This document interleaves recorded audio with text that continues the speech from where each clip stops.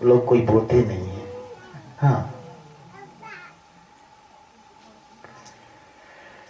प्यारे हंसनो,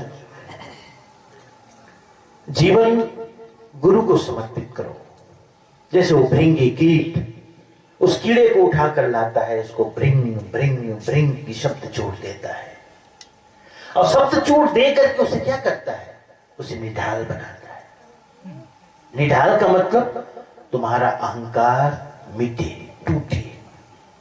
निढाल तभी होता है आदमी। जब तक आपके अंदर अहंकार है, अस्मिता है, मैं पना है, तब तक आप समर्पित नहीं हो सकते। जब तक मेरा है तब तक मैं रहेगा, याद भी रखना। मेरा मिटा कि मैं भी मिटा, मेरा आधार बनता है मिटने मैं का। किसी के पास मेरा कहने को बहुत ज्यादा हो तो उसका अहंकार उतना ही बढ़ा। और संसार में यह भी देखने को मिलता है कि किसी के घर में इतने जानवर और पशु होते थे। पहले गांव का बड़ा आदमी कहलाता था, अलग से राउत लगाता था, वर्दी भर तो उसी का गरबा रहता था। और आज देखो, आज देखो, ना वो गरुआ है, ना वो कोठा है, ना नौकर चाकर है। आज तो वो खुद नौकर बन गया है, क्योंकि मेरा नहीं रहा। मेरा रहे तो मैं मजबूत होता है, मेरा नहीं है तो मैं को समझ। मैं जब तक रहेगा आदमी निढाल नहीं हो सकता, समर्पण नहीं कर सकता, समर्पित नहीं हो सकता। जब वो भृंगी कीट उसे निढाल कर देता है तो कहते हैं हाँ अब तुझ में पात्रता आएगी। उसी को मैं कहता हूं मुमुक्षा का भाव। बस हो गया, मैं बहुत कोशिश किया, हार गया, थक गया, ठीक है तुम्हारी मर्जी, तुम जैसा चाहो।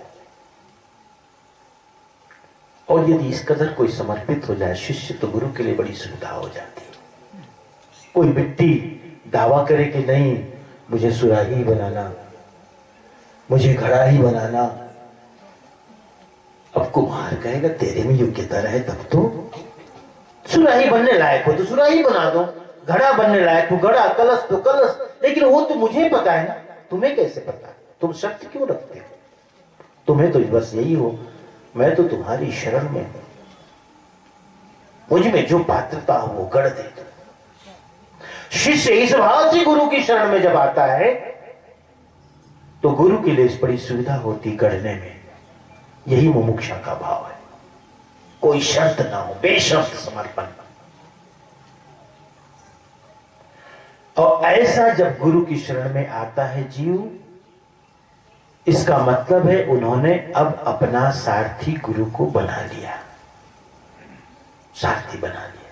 बस गुरुदेव शेष जीवन जो भी बचा है अब गुरु की आज्ञा, गुरु के आदेश, गुरु के उपदेश के अनुसार चलेगा, मन के अनुसार नहीं। मन को सारथी बना के देखा, मन को सियान बना के देखा नहीं। अब आपके यहां पंचायत की चुनाव है तो आप भी तो सियानी बना रहे हो ना। तो सियान बनाना, अच्छे को बनाना, ठीक से बनाना। ऐसे ही अपने जीवन का सयान गुरु को बनाओ, अपने गुरु का, अपने जीवन का सारथी गुरु, अपने जीवन का सारथी गुरु को बनाओ। स्वयं मालिक बनो, मन को मालिक मत बनने दो। मन मालिक रहता है तो ये मन हमेशा तुम्हें डुबाएगा। मन मन करते सुर नर मुनि जहड़े, मन के लक्ष्य द्वार। मन से ऊपर उठो, मन ही जगत है, मन ही माया है। मन सायर मन सा लहरी, बूढ़े बहु अचे, कहे कबीर ते बाजी हैं जाके हृदय। मन सायर, मन समंदर है, और माया क्या? इसमें उठने वाली तरंगे ही तो माया है। माया और कुछ नहीं, मन की कल्पना ही माया है। मन इतनी दुनिया भर की कल्पना किए चला जा रहा है, ये हो जाता, ऐसा हो जाता, ये हो जाता, वो हो जाता, और उसके पीछे भागे चले जा रहे हो, भागे चले जा रहे हो। प्यारे हंस सुनो, मन को सारथी पद से हटाकर गुरु को सारथी के पद पर प्रतिष्ठित कर दो। आज मैं आपसे यही आह्वान करता हूं जाते जाते, इसलिए गुरु की शरण में आओ, गुरु की शरण में आओ, गुरु जरूर बनाओ। जब से गुरु की शरण आए तब से दूसरा जन्म का है। दूसरा जन्म जीव का तभी होता है, द्विज तभी कहलाता है जब गुरु की शरण में आता है। और गुरु की शरण में आए बिना जीव की मुक्ति भी नहीं, कल्याण भी नहीं। अब आप कहोगे सर ये कैसी शर्त है? ऐसा थोड़े कि बिना गुरु के हम मुक्ति को नहीं प्राप्त कर सकते, नहीं है। क्योंकि गुरु का मतलब है अनुभवी, गुरु का मतलब है जानकार, गुरु का मतलब है सेतु पुल। क्योंकि गुरु दोनों से संबंधित है, नदी के इस किनारे से भी, नदी के उस किनारे से भी। जीवन का एक किनारा है तुम्हारा संसार, दूसरा किनारा है अध्यात्म। एक किनारा में तुम हो, एक किनारे में परमात्मा है। दोनों को कोई जोड़ने वाला है तो गुरु है। गुरु से, परमात्मा से सीधे तुम नहीं मिल सकते। क्यों? सूरज की रोशनी और चंद्रमा की रोशनी, हम सब यही जानते हैं ना। चंद्रमा में जो रोशनी है वो खुद की नहीं है, सूरज की है। लेकिन सीधे सीधे तुम सूर्य को खुली आंखों से, नंगी आंखों से देख नहीं सकते। माध्यम चाहिए चंद्रमा का। माना कि प्रकाश, माना कि रोशनी सूर्य की ही है जो चंद्रमा में है। लेकिन चंद्रमा में आकर के वो रोशनी शीतल हो जाती है, शीतल हो जाती है। ऐसे ही गुरु से तुम सीधे सीधे भेंट मुलाकात नहीं कर सकते, गुरु के माध्यम से उसे मिल सकते हो, गुरु के माध्यम से वहां जा सकते हो। इसलिए जीवन में गुरु की आवश्यकता है। गुरु बनाओ।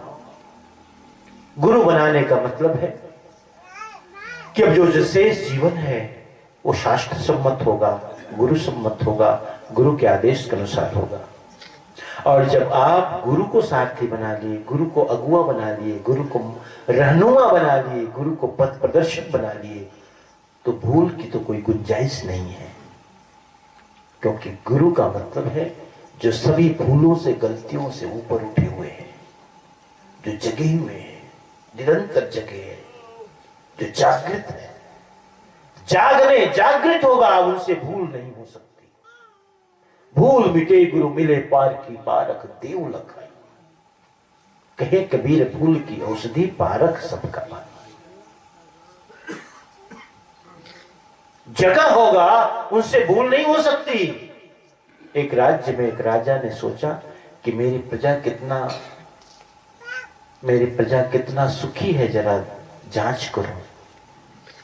रात के समय भेष बदल करके निकला, कोई आधी रात का समय था। महाजन का उसने भेष बनाया, एक गोल टोपी पहनी, कुर्ता पहना, धोती पहनी, महाजन का भेष बनाकर निकला। इधर उधर जाता, गलियों में जाता जाता गया तो देखा एक पेड़ के नीचे कोई बैठा है। हमारे ऐसे संतों की तरह देखो साहब लोग, सामान्य भेष में, कपड़े में ऐसा बैठा है पेड़ के नीचे। राजा ने पूछ लिया, आप कौन हो? समय आधी रात होने को है, आपके आंखों में नींद नहीं? सारी प्रजा सोई है, सब सुख की नींद सो रहे हैं, लेकिन तुम अकेले जग रहे हो। तुम्हारे जगने का कारण क्या है? क्या है तुम्हारे जीवन में दुख? क्या पीड़ा है? क्या तनाव है? क्या चिंता है जिसकी वजह से तुम्हारी आंखों में नींद नहीं? उसने कहा, न मुझे कोई चिंता है, न कोई फिक्र है, न तनाव है, न और कुछ है। बस मुझे एक बात की फिक्र है कि मेरी संपत्ति, मेरी जायदाद चोर चोरी न कर ले। उसने कहा, तुम्हारे पास इतनी जायदाद, इतनी संपदा, इतनी संपत्ति, वेशभूषा से तो ऐसे नहीं लगते कि तुम्हारे पास कोई लाखों करोड़ों, यही सामान्य सा कपड़ा है और एक छोटी सी गठरी जो देख रहा हूं, इसमें भला इतनी बड़ी संपत्ति कैसे हो सकती है कि तुम्हें चोरों की चिंता हो रही है कि चोर कोई तुम्हारी संपत्ति हर ना ले? उसने कहा, नहीं, है संपत्ति मेरे पास, मैं तुम्हें बता नहीं सकता, कहीं बताना तो पड़ेगा। अब उसने अपना परिचय दिया राजा ने, बताना तो पड़ेगा, मैं महाजन नहीं कोई, व्यापारी नहीं कोई, मैं तो इस राज्य का राजा हूं और अपने प्रजा की परीक्षा के लिए निकला हूं कि मेरी प्रजा जो रह रही है मेरे राज्य में वो सुखी है कि नहीं, इसलिए भेष बदल करके निकला ताकि वो मुझे अपना दुख, अपनी पीड़ा बता सके, इसलिए मैंने भेष बदला है। जब उन्होंने अपना परिचय दिया तो जो साधक था वो साधक कहता है, राजन, तुम्हें तो बस उसी संपदा और संपत्ति का परिचय है, जानकारी है, सोना चांदी हीरे मोती रुपये पैसे जमीन जायदाद, अभी तक तो आपने इसी को ही संपत्ति मानी है, लेकिन मैं जिस संपत्ति की बात कर रहा हूं वो संपत्ति कुछ और है। वो संपत्ति मेरे सद्गुण हैं, मेरे सद्गुण, दया क्षमा प्रेम करुणा विवेक वैराग्य धैर्य, ये जो मेरी संपत्ति है, ये मेरे जो सद्गुण हैं, ये सद्गुण को चोर चोरी न कर ले, इसीलिए मैं सदा सावधान रहता हूं, जागृत रहता हूं, क्योंकि ये दया क्षमा प्रेम करुणा विवेक वैराग्य को हरने के लिए चारों तरफ काम क्रोध लोभ मोह मद मत्सर के चोर पड़े हुए मेरे चारों तरफ, और उन चोरों से अपनी रक्षा करने के लिए सदा जगा रहता हूं। संत का मतलब जो सदा जागृत है, जगा हुआ है, और जो सदा जगा हुआ है उनसे भूल नहीं हो सकती, गलती नहीं हो सकती। गुरु को सारथी बना लो, अपने जीवन की बागडोर गुरु के चरणों में समर्पित करो, और यदि ऐसा कर पाते हो तो आपसे भूल ना होगी, गलती ना होगी, और जीवन में एक अंतर्मुखता आएगी। अंतर्मुखी, अंतर्मुखी का मतलब है भीतर की यात्रा, अंदर की यात्रा। अंदर की यात्रा हमेशा गुरु के सानिध्य से ही बन पाती है, क्योंकि जो भीतर धन है, आत्मधन, उसका परिचय तो गुरु से ही मिलता है। और अब तक जो हम बहिर्मुखी रहे हैं, इसमें हमने इसी को धन माना, जमीन जायदाद को, रुपये पैसे को, पद प्रतिष्ठा को, यही माना था, इसलिए हम इसके पीछे भागते रहते हैं। तो हमारे जो चित्त की वृत्तियां हैं, उन चित्त की वृत्तियों को भीतर की तरफ लगानी है, उसकी यात्रा भीतर करानी है। इसलिए प्यारे हंसनों, अपने जीवन में गुरु को महत्व दो, गुरु बनाओ, और जिन जिन ने गुरु नहीं बनाया हो तो शाम को गुरु बना लेना। बच्चों को गुरु दीक्षा मंत्र दिलाओ, नई बहुओं को दीक्षा मंत्र दिलाओ।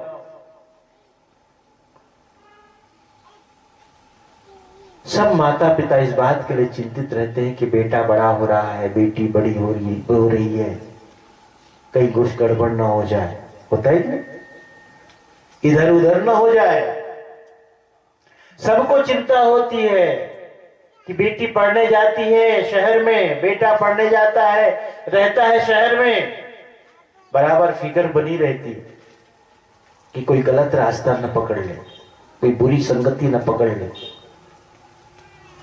क्योंकि आप जिस समाज जिस जाति के हैं, चाहते हैं उसी जाति और समाज में बेटी और बेटा का विवाह हो, तो ये क्यों नहीं सोचते भला कि हम कबीरपंथी हैं तो हमारे बच्चे भी उसी संस्कार को ग्रहण करें।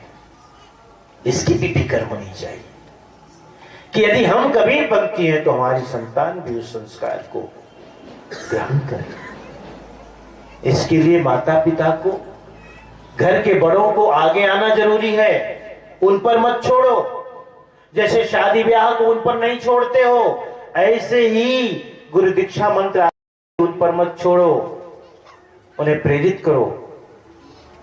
आप जिस परंपरा के हो उससे जुड़ो। हमें क्या, हम थोड़े कहते हम इसे बनो। आप जिस परंपरा के मानने वाले हो, जो आपका गुरु स्थान है, वहां से जुड़ो आप। लेकिन बच्चों को दीक्षा मंत्र दिलाओ। छठी के बाद बच्चों को कंठी जरूर पहनानी चाहिए। छठी संस्कार के बाद नई आई बहू को दीक्षा मंत्र जरूर दिलाओ।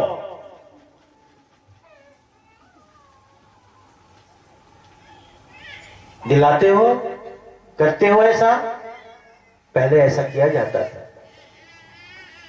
मैं अपने गुरुदेव पक्षी रुदित नाम साहब का 2 बार शिष्य बना। एक बार उसका तो मुझे पता ही नहीं है। मां कहती थी बहुत छोटे थे तो साहब आए थे, चौका आरती कराई तो मैं उनका शिष्य बनाया, दीक्षा मंत्र दिलवाया। और दूसरी बार जब मेरी उम्र 13 साल की थी तो मैं काशी गया, साहब का शिष्य बना, संत भेज दिया उन्होंने और वहीं पढ़ने लगा। और पढ़ते पढ़ते आपकी सेवा में उपस्थित हूं। छोटेपन से शिष्य बनाने के लिए आपको तैयार रहना चाहिए। छोटे बच्चों को आप दीक्षा मंत्र दिलवाओ, नई बहुओं को दिलवाओ, संध्या पाठ सिखाओ, सुबह गुरु महिमा का पाठ सिखाओ, आए हुए गए हुए संतों का कैसी सेवा करना, कैसा आदर करना, सत्कार करना सिखाओ। आए हुए संत का चरण धुलाओ, चरणामृत लो, आरती उतारो। और आरती उतारो तो तुम भी गाओ, हमें मत गवाओ। याद रहनी चाहिए आरती। यहां जितने आए सब कबीरपंथी के सत्संगी हैं। सत्संगी भी होंगे ना, सभी तो नहीं हो सकते। लेकिन मैं पूछूं, अगर जितने कबीरपंथी हैं उनसे पूछो कि आपको आरती याद है? माता बहन लोग हाथ उठाओ, कितने लोगों को आरती याद है? जय जय सत्य कबीर। चलो बहुतों को। और एक आरती और है, आरती गरीब निवाज साहिब आरती हो। याद है? बिल्कुल याद होनी चाहिए। और जब चरण पखारो तब भी एक भजन गाए जाते हैं, गुरु दरियाओ नहाना हो जासे दुर्मति मानी। ये भी याद है, क्योंकि जब गुरु के चरण पखारो तो गुरु को गाने की आवश्यकता ना पड़े, आप गाओ और आप धो, चरण पखारो। ये संस्कार है। इन संस्कारों को हमें जीवन में अपनाना है। कंठी आपके गले में पड़ी होनी चाहिए, है कि नहीं? नहीं है। हाँ, सब खूंटी पहने होंगी। मैं तो खूंटी चेक नहीं करता घर में। ले तब तक ते पहन रहा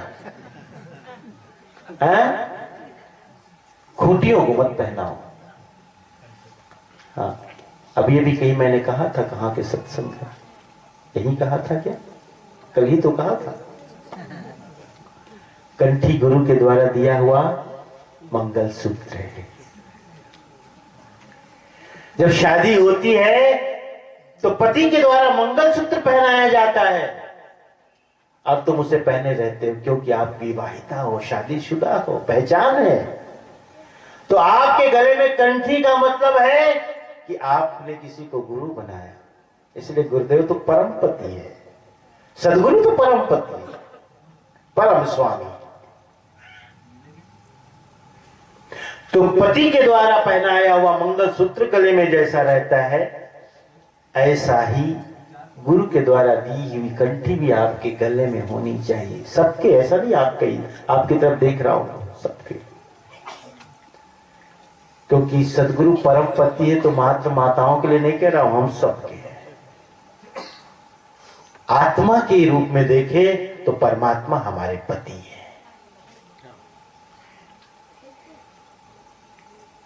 सबके गले में कंठी हो। सभी को, विशेषकर जो धर्मदासी परंपरा से जुड़े हैं, महीने में एक दिन 14 पूर्णिमा का व्रत भी होना रखना चाहिए। व्रत रखते हो बताओ, हाथ उठाओ। कितने लोग? ठीक, कुछ तो है भाई।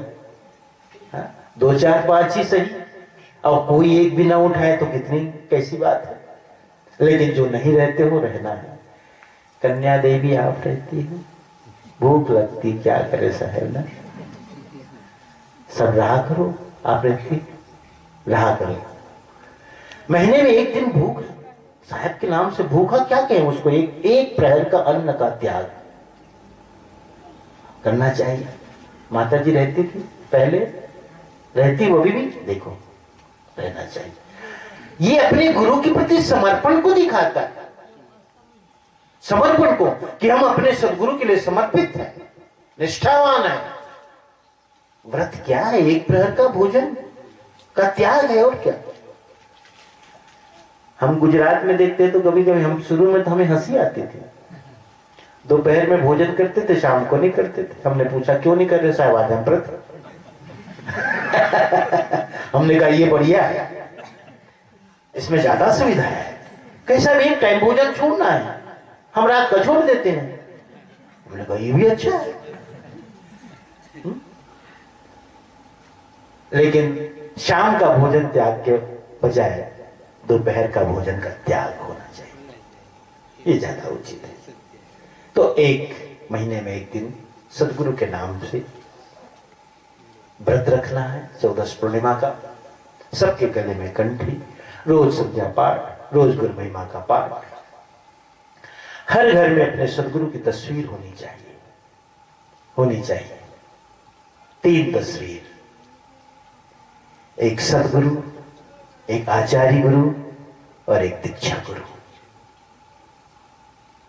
एक सदगुरु कबीर साहब, एक आचार्य गुरु जिस गद्दी से आप जुड़े हो, खरसिया तो खरसिया, दामाखेड़ा तो दामाखेड़ा, बुढ़ानपुर तो बुढ़ानपुर। लेकिन उसके बाद तीसरा कौन? जो आपके महंत हैं, संत हैं, जो गुरु, उनकी फोटो, 3 फोटो होनी चाहिए। अब आज जाना है, इसलिए कुछ बातों को बताए जा रहा हूं आपको कि ये जीवन में अपनाना, और बाकी सब बढ़िया है। कबीरपंथी खान पान से शुद्ध होते हैं, लेकिन यहीं नहीं रुक जाना है भाई। गुड़ाखू छोड़ दिए, तंबाकू छोड़ दिए, मन महुआ छोड़ दिए, इतने से ही हम श्रेष्ठ नहीं बन गए। इसके बाद धीरे धीरे हमारे जीवन से द्वेष मिटे, ईर्ष्या मिटे, छल मिटे, प्रपंच मिटे, ये भी त्यागना है। हम सच्चे सत्संगी तभी कहलाएंगे जब ये भी मिटे। नहीं तो खान पान तो शुद्ध है और मन बहुत गंदा है, मन में द्वेष है, ईर्ष्या है, ये ठीक नहीं। ये भी, इसका भी त्याग होना चाहिए। तो काम है, क्रोध है, लोभ है, मोह है, मद है, मत्सर है, ईर्ष्या है, द्वेष है, छल प्रपंच है, विश्वासघात है, धोखेबाजी है, इसका भी त्याग करो, जीवन करो। और जितना इस सब का हम धीरे धीरे त्याग करते चले जाते हैं, जीवन सरल सहज बनता चला जाता है। जीवन में एक सरलता, एक तरलता, एक सहजता आती चली जाती है। आप छोड़ते चला जाओ इसको, अपने आप कोमल होते चले जाओगे, संवेदनशील होते चले जाओगे। इसलिए कबीरपंथी खान पान से शुद्ध हैं, आहार विहार से शुद्ध हैं, आचार विचार से शुद्ध हैं। तो हमें आवश्यक है तो हम इन बातों का भी हम धीरे धीरे त्याग करते चले जाएं।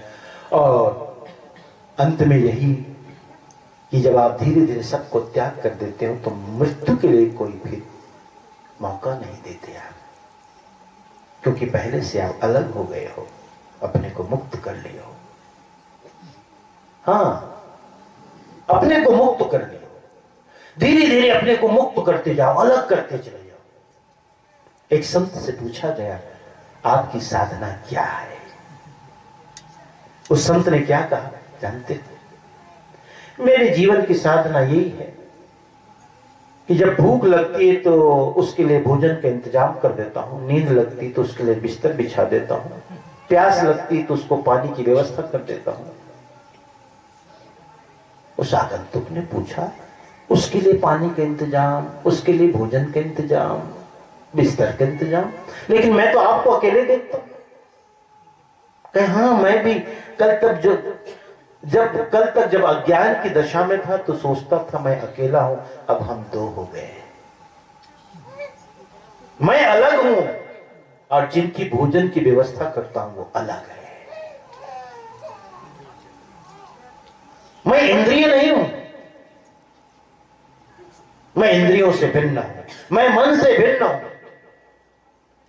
नींद मुझे नहीं लगती, नींद किसी और को लगती है, भूख किसी और को लगती है, प्यास किसी और को लगती है।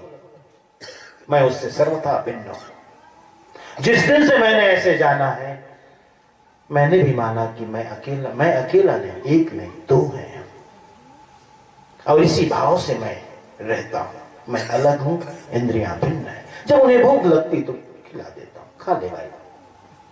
अब बताओ, अब जो इस तरह की साधना में रत है उसका जीवन कैसा होगा भला?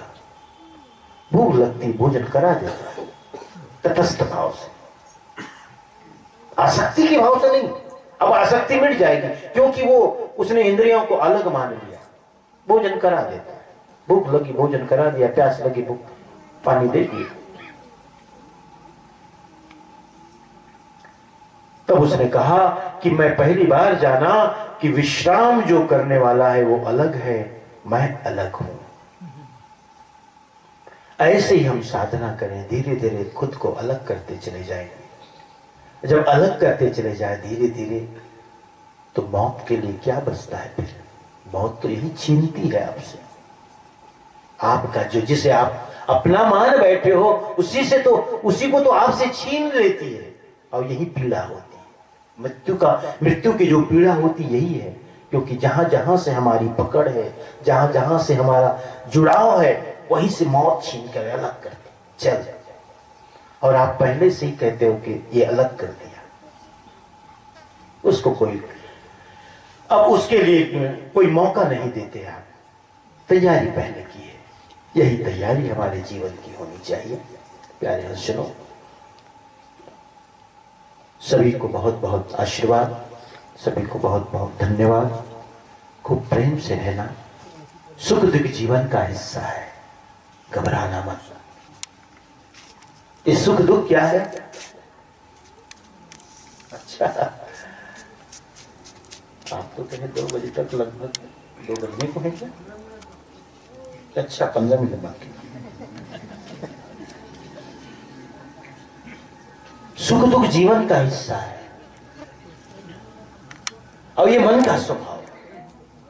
मान है, अपमान है, सुख है, दुख है, हानि है, लाभ है, जय है, पराजय है, ये सब मन का स्वभाव।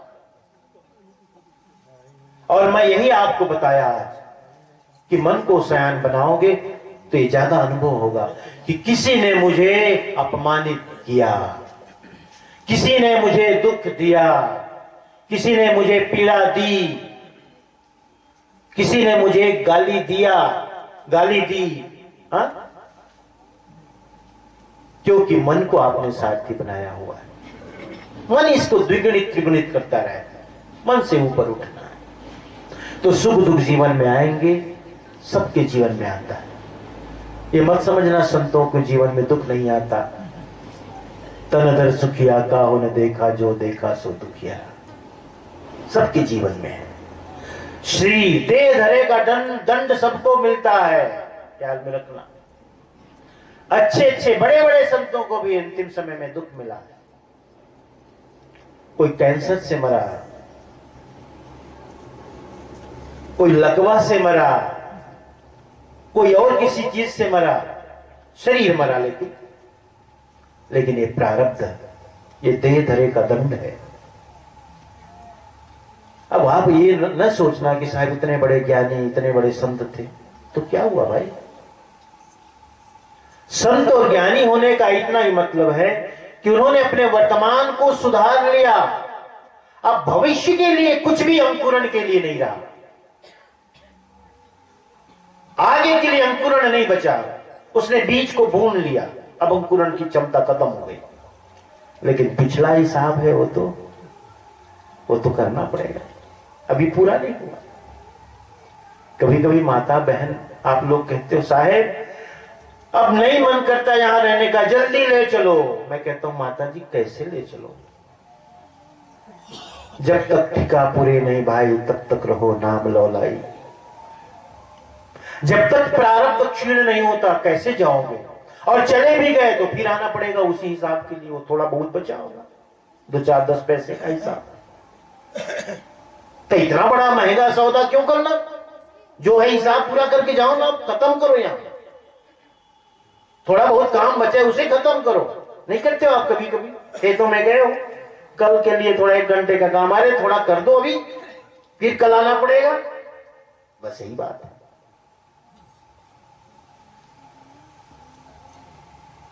प्रारब्ध के क्षीण हो जाने का इंतजार करो, शरीर तभी तक रहता है जब तक प्रारब्ध का भोग है। लेकिन वर्तमान ठीक हो गया, अब भविष्य के लिए कोई निर्माण नहीं है, न शुभ का न अशुभ का। अब तो निष्कामता आ गई, कोई आसक्ति नहीं, कोई वासना नहीं, कोई चाहना नहीं। क्योंकि जहां आशा तहां वासा हुई कहते हैं। जब आशा जब रखोगे तो फिर से वासा, फिर से उसे वहां तुम्हारा वास होगा, जाना होगा, क्योंकि इच्छा बच गई है उसे पूरी करने में। अब मुक्ति का मतलब है निष्कामता, निकामता, असंगता, निकामता। मुक्ति का यही मतलब है। और यदि थोड़ी बहुत है तो फिर आना पड़ सकता है। तो जीवन में दुख भी आएगा, सुख आएगा। ये दोनों हमारे ही बनाए हुए, किसी ने दिया नहीं है। ये बात समझा करो। दुखी हम होते हैं तो सोचते हैं, पहला दोष तो देते हैं माता पिता को, हमको इतने गरीब घर में पैदा किए, फिर समाज को, फिर गांव को, परिवार को, देश को। ना, किसी पर आपको बोझ डालने की जरूरत नहीं। जो भी हम हैं वो हमारा ही अपना स्वयं का कर्म है जो आज है। एक पिता 4 बेटों को जन्म देता, क्या भेद करता है? एक मां 4 बेटों को जन्म देती, क्या भेद करती है? इसको दुख ज्यादा देना, इसको कम देना, नहीं। शरीर के जन्म देने वाले माता पिता हैं, माध्यम बनते हैं, लेकिन कर्म जीव अपने साथ लेके आता है, अपनी कमाई लेके आता है। और अपनी कमाई लेके आता है, इसलिए 4 बेटे तो चारों के सुख अलग अलग, चारों के दुख अलग अलग, चारों के गुण अलग अलग, चारों के चरित्र अलग अलग, चारों के स्वभाव अलग अलग। तो जो हमारे जीवन में दुख है, सुख है, वो किसी का दिया हुआ नहीं। ये बात और है, हम बहुत दुखी होते हैं और उस दुखी आदमी को तुम फिर से कह दो तुम्हारे कारण है तो दुख बढ़ जाता है। लेकिन सच्चाई यही है, सच्चाई यही है माताओं, बहनों, भाइयों, आप जानो कि जो भी तुम्हारे जीवन में है वो उसके कारण तुम हो। आज पार्टी में गए, खूब चटक पटक मटर खाए और मसाला वसाला खाए और आए घर में पेट गुड़गुड़ गुड़गुड़ करने लगा। आप किसके लिए किसको दोषी दोगे बताओ? कि वो जबरदस्ती खिला देगा, कैसे कर दो? तुम खाए हो ना, जबरदस्ती का क्या मतलब है? अब वहां एकदम बढ़िया बढ़िया बने रही था, एकदम लालच आ गई का कर भी, तो तुम ही तो जिम्मेदार हो। पेट में गुड़गुड़ाहट आई, पेट में पीड़ा आया,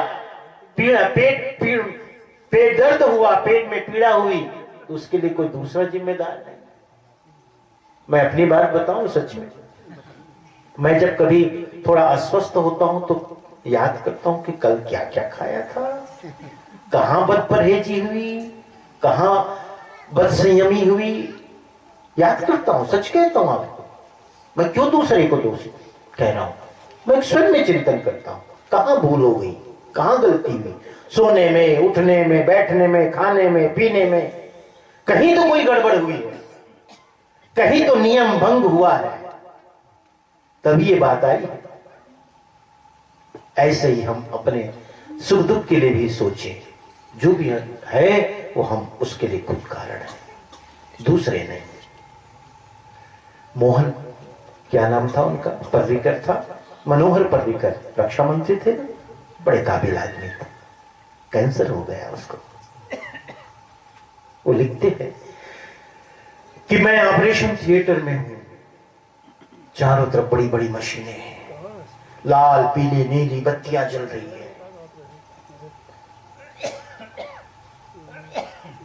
सब तैयार है मुझे अच्छा करने के लिए, स्वस्थ करने के लिए, लेकिन जो मेरे अंदर पीड़ा है, चिहुक है, कसक है, उस पीड़ा को मैं कैसे बांटूं?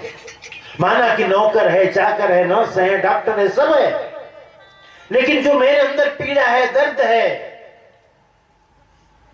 उसे तो सिर्फ मुझे बर्दाश्त करना पड़ेगा, उसे तो मुझे ही सहना होगा। ऐसे व्यक्ति बहुत धनी है, बहुत पैसा वाला है, क्यों ना हो, नौकर है, चाकर है, सेवा करने वाले सब हैं, लेकिन अगर सिर में दर्द है, बहुत जोरों का दर्द है, वो दर्द तो तुम्हें ही सहना पड़ेगा। इसीलिए जो भी दुख सुख है उसे हमें स्वयं को सहना है। हम यही कर सकते हैं उसके लिए। जो पीछे हमने किया उसका कोई उपाय नहीं, वो तो भोगना पड़ेगा। प्रारब्ध कर्मणाम तू भोगाते क्षय, प्रारब्ध कर्मों का तो भोग से ही नाश होना है, लेकिन आगे हम नहीं बना सकते। वर्तमान को सुधारेंगे तो आज ही तो कल बनता है ना। वर्तमान सुधरा, आज सुधरा तो कल सुधरा हुआ मिलेगा, आने वाला कल भी सुधरा हुआ मिलेगा, और जो बीता हुआ कल है वो भी ठीक रहेगा।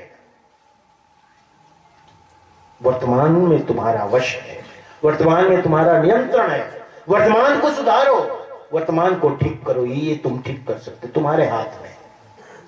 इसलिए माता हो, बहन हो, सब लोग ज्यादा चुगली निंदा में मत फंसो, ईर्ष्या द्वेष में नहीं। मैं हमेशा कहता हूं बहुओं को, अच्छी बहू बनोगी तो अच्छी सास बनोगी, अच्छी बेटी बनोगी तो अच्छी मां बनोगी। अंतिम समय में सास बनकर के मत सोचना कि मेरी बहू आए, बहुत अच्छी रहे, मुझे पूछती रहे, हमेशा मेरी बात मानती रहे, आज्ञाकारी हो। मैं कहता हूं तुम अपनी सास की किया थे, ऐसी सेवा की थी? नहीं की थी और मिल गई तो तुम्हारा सौभाग्य है, नहीं तो ना मिले तो दुख मत मनाना, तुमने नहीं किया है। इसलिए बहुओं, अगर तुम्हें आगे चल करके सास तो बननी ही है, लाइन में लगे कि क्यों? तुम्हारा भी तो एक बेटा है, कल बहू तो आएगी। इसलिए अभी सास की अच्छी सेवा करो, जब तुम सास बनोगी तो तुम्हारी बहू भी वैसे आएगी, तुम्हें मिलेगी, जो बोओगे वही काटोगे। अभी सुधरो, आगे सुधरा हुआ मिलेगा। अच्छी बेटी बनो, अच्छी मां बनोगी, अच्छा बेटा बनो, अच्छा पिता बनोगे, अच्छा पिता बनो, अच्छा दादा बनोगे। शुरुआत करो, तुमसे शुरुआत है। तो इन बातों को भी ध्यान में रखना कि जीवन में ऊंचा नीचा आता रहेगा, सुख दुख आता रहेगा, मान अपमान भी मिलेगा। मन को उसमें रंगने मत देना, मन को मत रंगने देना, यही साधना है, तटस्थ रहना। ये मन हमेशा उसको बढ़ा चढ़ा के दिखाता है, तू ऐसा, तेरे को ऐसे बोला, तुम्हें पता, उसको पता नहीं।